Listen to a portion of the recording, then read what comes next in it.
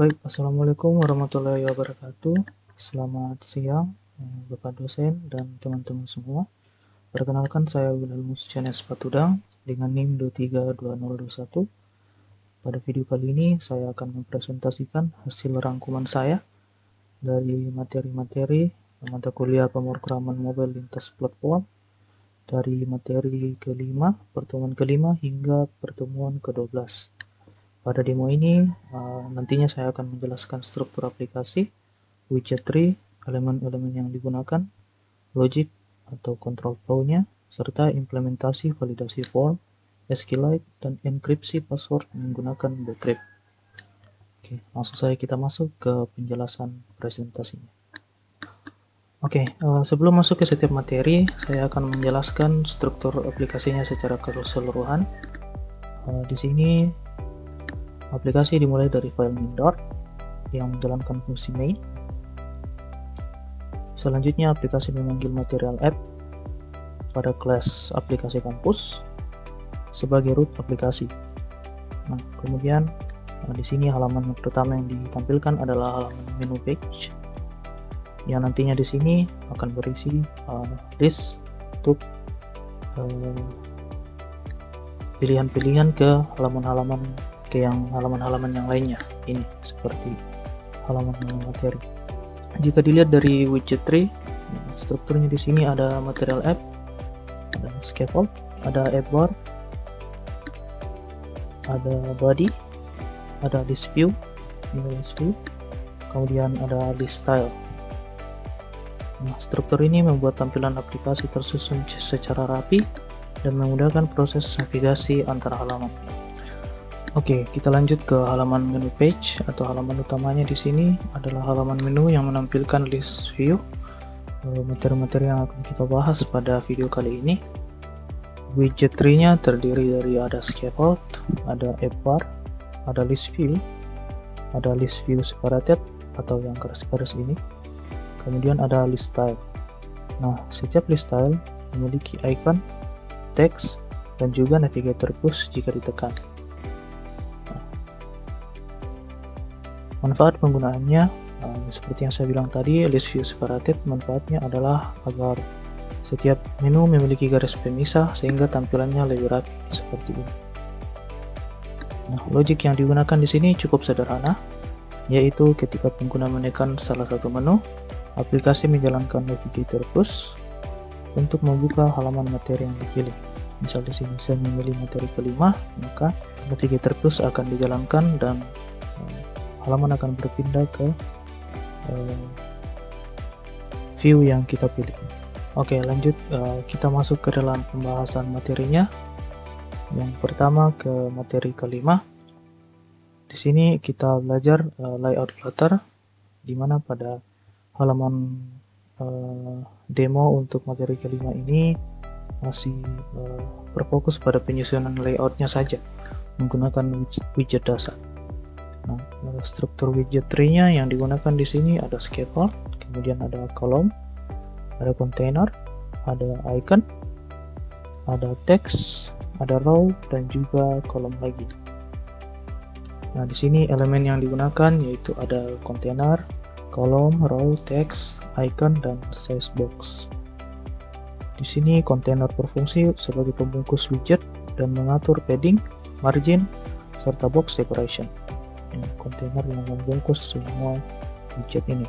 Kemudian kolom digunakan untuk menyusun widget secara vertikal, sedangkan row digunakan untuk menyusun widget secara horizontal. Logic pada halaman ini belum menggunakan proses yang kompleks karena hanya menampilkan tata letak antar mukanya saja. Materi kelima ini membantu memahami bagaimana membangun tampilan Flutter menggunakan konsep widget tree. Oke, itu untuk materi kelima. Kita lanjut ke materi keenam. Nah, pada materi keenam ini kita belajar mengenai eksplorasi widget dasar dan dialog interaktif, di mana di sini demonya yaitu demo widget dan dialog. Langsung saja kita masuk ke demonya.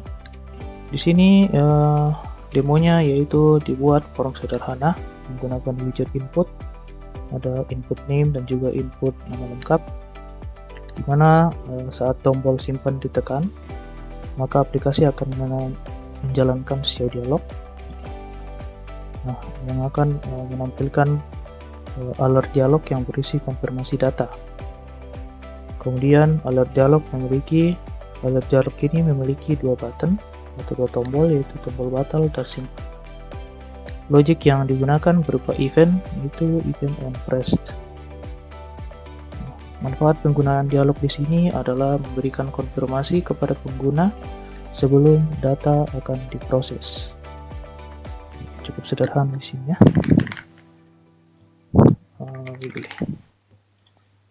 Nah, oke, seperti itu untuk materi ke-6.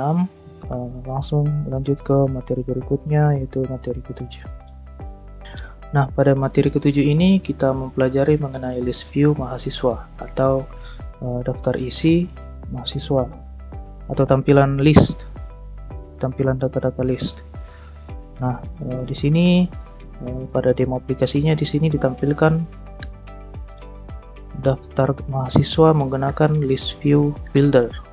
Di mana list view builder ini digunakan nanti untuk menampilkan list-list data-data yang ada. Nah, di sini widget tree-nya terdiri dari scaffold, kemudian list view builder, ada card, ada list style, kemudian ada circle avatar. Nah, di sini data-data mahasiswanya masih bersifat statis, yang artinya masih dibuat di dalam codingan, masih belum dari database. Ketika salah satu data ditekan di sini, maka akan menampilkan alert dialog yang berisi informasi mahasiswa tersebut. Sini saya memilih Andi, maka aplikasi akan memunculkan alert dialog mengenai data mahasiswa Andi ini. Dan kemudian logic yang digunakan adalah proses perulangan melalui list view builder, sehingga setiap data otomatis dibuat menjadi sebuah card seperti ini. Nah, keuntungan menggunakan list view builder ini itu adalah lebih efisien ketika jumlah datanya sangat banyak. Nah, seperti itu untuk materi ke-7, yaitu pembelajaran list view. Kita lanjut ke materi ke-8. Nah, pada materi ke-8 ini kita sudah mempelajari state management, di mana demonya di sini dibuat halaman seperti aplikasi-aplikasi to-do list sederhana. Pada materi ini mulai digunakan stateful widget karena datanya nanti dapat berubah-ubah. Berubah-ubah berarti bisa begini, bisa begini, bisa juga dihapus. Oke, widget tree-nya di sini terdiri dari scaffold, kemudian ada kolom, ada text field, ada elevated button, ada list view seperti ini. Nah, kemudian ada checkbox dan ada icon button. Nah, di sini terdapat 3 fungsi utama, yaitu ada fungsi untuk menambah tugas, misalnya di sini tugas mobile platform. Nah, di sini untuk menambahkan tugas, kemudian ada untuk mengubah status selesai atau belum selesai. Nah, ini untuk mengubah status selesai, ya dimana teksnya nanti akan bergaris menandakan tugasnya sudah selesai dan belum selesai, seperti ini. Kemudian hapus tugas untuk menghapus tugas yang ada, seperti ini. Nah, kemudian logic utamanya di sini menggunakan set state, di mana setiap kali data berubah, maka set state akan membangun ulang tampilan sehingga daftar tugas langsung diperbarui. Nah, jika checkbox ditentang, maka teks berubah menjadi tercoret. Sedangkan tombol delete akan menghapus data dari daftar, seperti ini. Nah, inilah contoh penerapan state management menggunakan ephemeral state yang dibahas di materi ke-8 ini. Oke, begitu saja untuk materi ke-8. Kita lanjut ke materi ke-9. Nah, pada materi ke-9 ini kita mempelajari mengenai navigasi atau perpindahan antar halaman. Di sini untuk demo materinya dibuat 2 halaman, di mana nanti bisa mengirim data dan berpindah halaman ke antara halaman pertama dan halaman kedua ini. Di sini widget tree-nya terdiri dari halaman pertama, ada elevated button, ada navigator push fungsi untuk memindahkan halaman-halaman ini, kemudian ada halaman kedua. Nah, di sini misalnya data, kita memasukkan data di sini. Nah, di sini data dikirim melalui konstruktor pada halaman kedua. Selanjutnya, halaman kedua menampilkan data tersebut. Nah, ketika tombol kembali ditekan, maka aplikasi menjalankan navigator pop ini, sehingga pengguna kembali ke halaman sebelumnya. Seperti ini. Nah, logik ini menunjukkan bagaimana proses data passing antar halaman di Flutter. Sekian untuk materi ke-9 ini. Kita lanjutkan ke materi ke-10. Oke, kita masuk ke materi ke-10. Ini codingannya untuk tampilan demonya, untuk demo aplikasinya, yang saya ikuti dari materi yang di-share di DevLearn. Nah, di sini pada materi ke-10 ini kita mempelajari form validasi, di mana saya membuat di sini 4 input form, ada nama lengkap, name, email, dan password. Dua input form terakhir ini saya tambahkan karena itu menjadi tugas kemarin di mata kuliah ini, yaitu form email dan form input password. Nah, di sini widget tree-nya terdiri dari scaffold, kemudian ada form, ada kolom, kemudian ada text field, text form field yang di dalam sini, contoh email.com, contoh, dan seterusnya. Kemudian ada elevated button. Di sini setiap field memiliki validasi seperti yang saya perlihatkan sekarang ini. Nah, nama tidak boleh kosong, name wajib diisi, dan lain-lain. Kemudian nama dan name tidak boleh kosong, ya. Yang lain juga seperti itu, ya. Dimana di sini juga email harus menggunakan format email yang benar. Misal kalau saya tambahkan sembarangan di sini, maka akan muncul validasi format email tidak valid. Misal jika saya tambahkan format email yang benar, maka di sini sudah dianggap benar karena sudah berbentuk seperti alamat email. Oke, lanjut. Password minimal 8 karakter. Coba saya akan lakukan percobaan.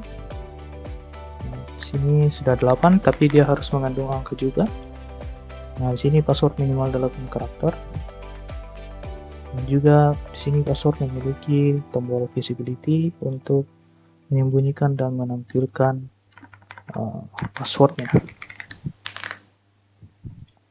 Nah, di sini sudah benar karena sudah mengandung angka dan huruf, dan juga sudah 8 digit.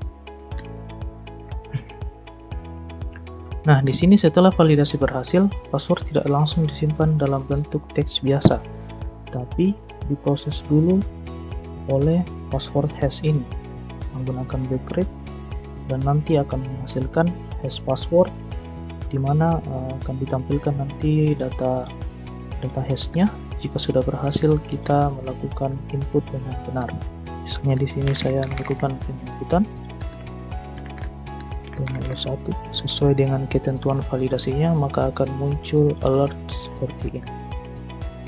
Di sini pendaftaran berhasil, data Anda telah divalidasi, emailnya ini, passwordnya. Nah, di sini passwordnya sudah dihash dan sudah diverifikasi, dan didapatkan hasil bahwa password hashnya sudah cocok.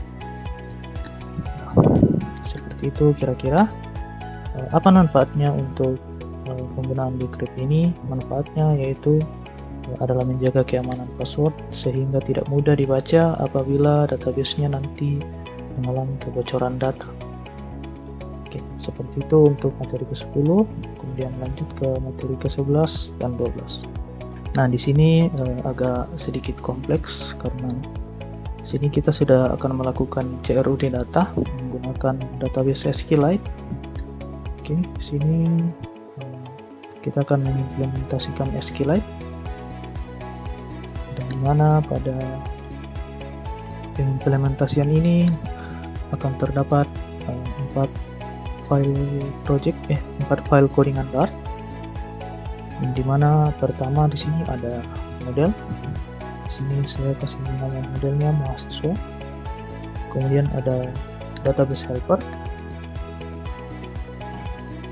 yang di sini terdapat di dalamnya ada perintah-perintah untuk fungsi CRUD-nya. Di sini ada insert mahasiswa, read all data, dan juga delete mahasiswa. Oke, pada database helper ini dia menggunakan pola singleton agar koneksi database-nya hanya dibuat satu kali. Kemudian halaman ini menggunakan list view builder seperti ini untuk menampilkan data dari SQLite. Di sini tadi saya sudah menambahkan beberapa data yang nanti akan dibuat oleh list view builder yang akan ditampilkan menjadi seperti ini. Di sini terdapat loading state jika kita baru masuk tadi. Nah, di sini intinya akan terdapat loading state untuk memuat datanya. Kemudian apabila database kosong maka akan muncul empty state yang seperti ini, di mana data masih kosong, silakan menambahkan data. Selain itu terdapat button floating action button di sini untuk menambah data serta snack bar ketika data berhasil dihapus. Snack bar itu apa? Snack bar adalah notifikasi pop-up yang menampilkan notifikasi-notifikasi yang terjadi apabila ada perubahan di dalam data. Misalnya di sini saya hapus data, maka akan muncul snack bar seperti ini. Data berhasil dihapus. Oke, keempat ada form page. Form page itu yang ini. Seperti namanya, form page ini adalah halaman form yang berisi 2 input form. Ada input nama dan juga name. Dimana di sini data akan divalidasi terlebih dahulu. Ada validasinya di sini. Kemudian jika valid maka akan disimpan ke SQLite.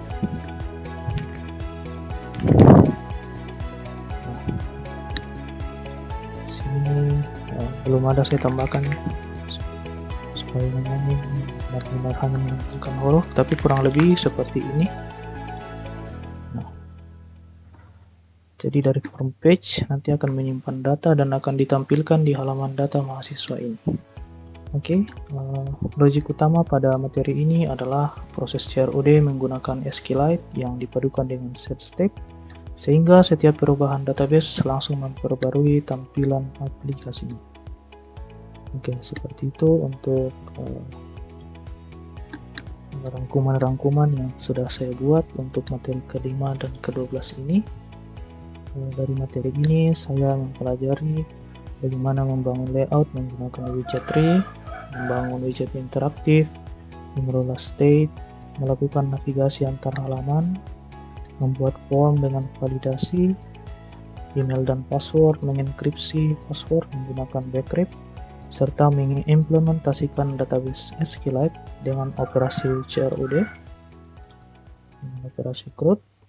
Oke, terima kasih atas perhatian teman-teman semua yang menonton video sampai di akhir ini. Saya mohon maaf apabila terdapat kekurangan dalam penyampaian. Wassalamualaikum warahmatullahi wabarakatuh.